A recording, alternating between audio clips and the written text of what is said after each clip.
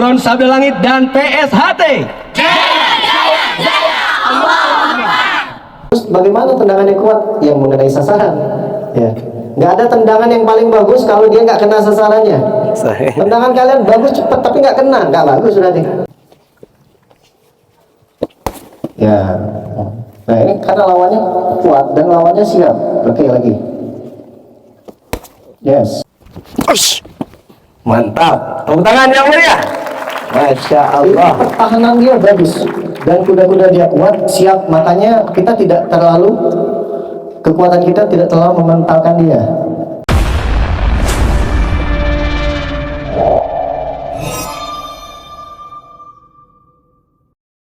Silakan. Assalamualaikum warahmatullahi wabarakatuh. Waalaikumsalam. Maaf sebelumnya kan saya mau nanya, Ikutan enggak? Enggak. bagaimana cara memaksimalkan kekuatan serangan dengan badan yang terhitung berat? Oke. Kemarin dia habis cedera, lawannya gede. Kena sapu ininya geser lututnya. Lawannya gede, tapi tandingnya di mana? Di sini.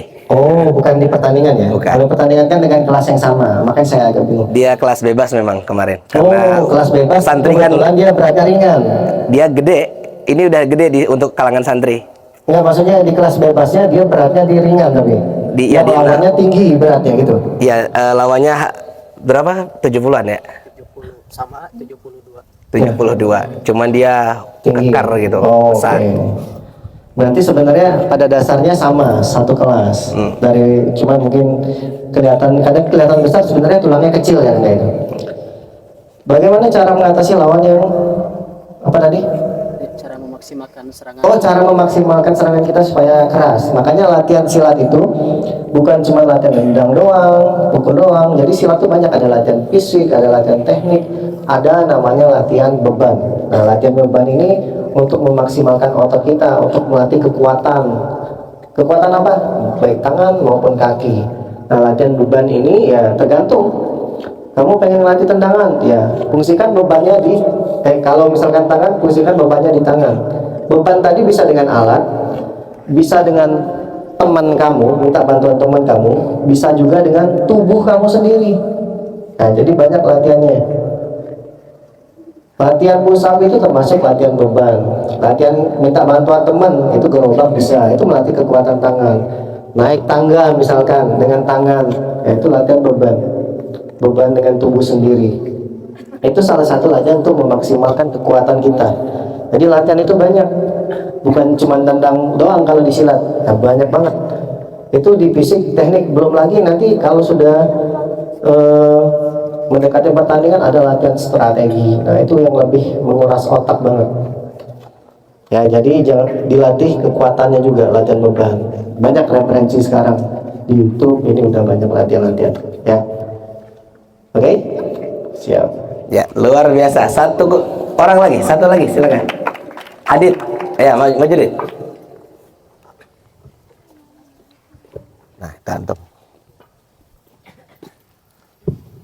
Bismillahirrahmanirrahim. Assalamualaikum warahmatullahi wabarakatuh. Assalamualaikum warahmatullahi wabarakatuh. Perkenalkan, nama saya Aditya. Izin bertanya Mas, Siap. bagaimana cara melatih tendangan seperti yang Mas favorit punya?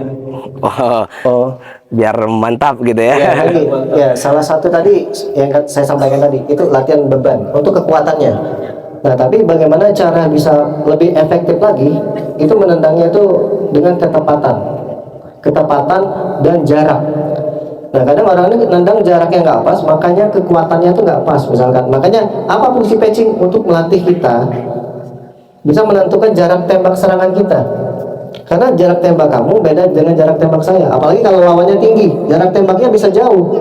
Ya, kalau kita pendek, bagaimana caranya? Kita harus mendekat. Jadi kamu harus tahu jarak tembaknya supaya apa? Menghasilkan serangan yang lebih maksimal. Salah satu membuat serangan itu maksimal, kuat, yaitu dengan jarak tembaknya. Ngerti nggak dengan maksudnya jarak tembaknya? Sasaran dia itu. Ya. Terus bagaimana tendangan yang kuat yang mengenai sasaran? Ya. Nggak ada tendangan yang paling bagus kalau dia nggak kena sasarannya. Tendangan kalian bagus cepat tapi nggak kena, nggak bagus berarti.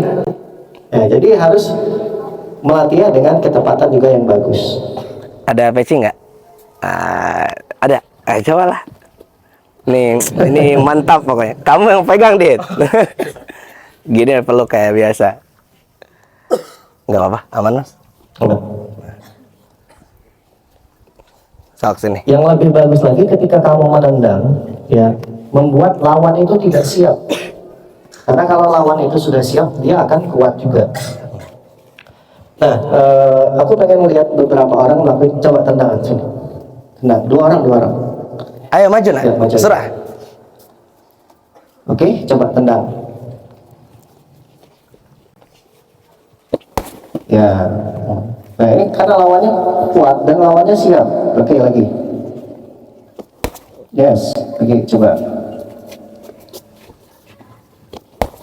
Good. Karena dia tahu posisi pada saat kamu menendang dia sudah siap maju, makanya pertahanannya dia kuat. Nah, pada saat di pertandingan yang membuat kalau ini kan di latihan nggak masalah, kalau latihan dilatih dia tahan nggak apa-apa. Ya. Tapi ketika di pertandingan, bagaimana caranya kita membuat lawan itu nggak tahu kalau kita itu mau menendang. Tapi kalau kita tahu kita mau menendang, pasti dia akan kuat. Ya, dia akan kuat. Soalnya dia udah siap, tendangan kita kalah tuh. Power aku aja kalah sama dia. Tapi gimana caranya? Coba deh. Dia mental. Ya, karena dia nggak tahu. Oke, sekarang coba tahan ya, Mas Denny nendang. Tarik nafas, Dit. Nggak, dia keras ya. Terus. Terus nanti aku jelaskan kenapa aku nendangnya kiri ya.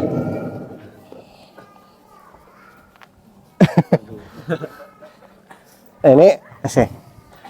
Nah, kalau latihan itu jangan lupa pemanasan ya, karena salah satu penyebab cedera itu kurang pemanasan. Ini jangan ditiru, Mas ini.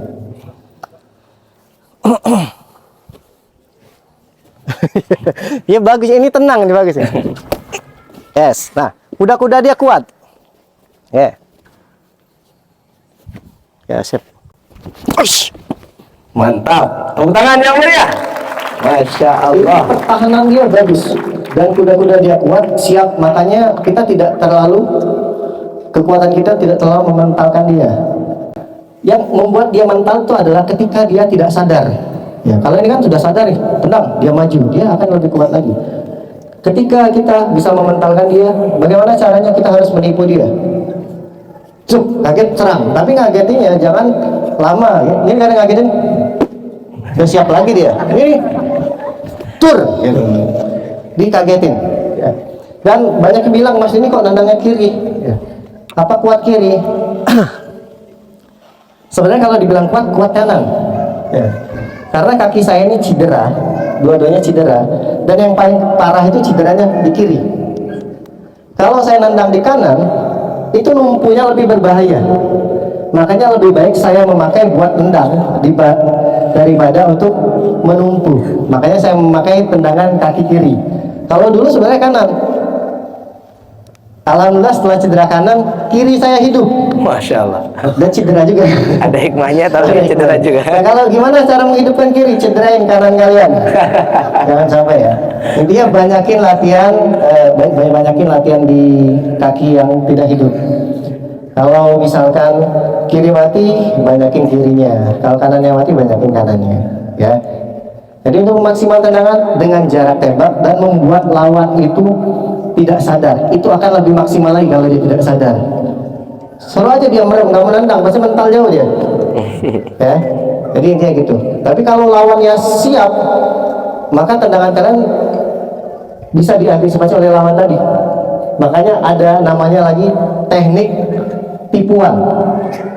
Nah, teknik tipuan ini bagus. Misalkan ini, pura-pura mau tendangan sabit, nggak taunya ngetih. Itu teknik tipuan supaya membuat lawan itu kaget. Ya, pura-pura mau ngeteh, nggak tanya mukul gitu.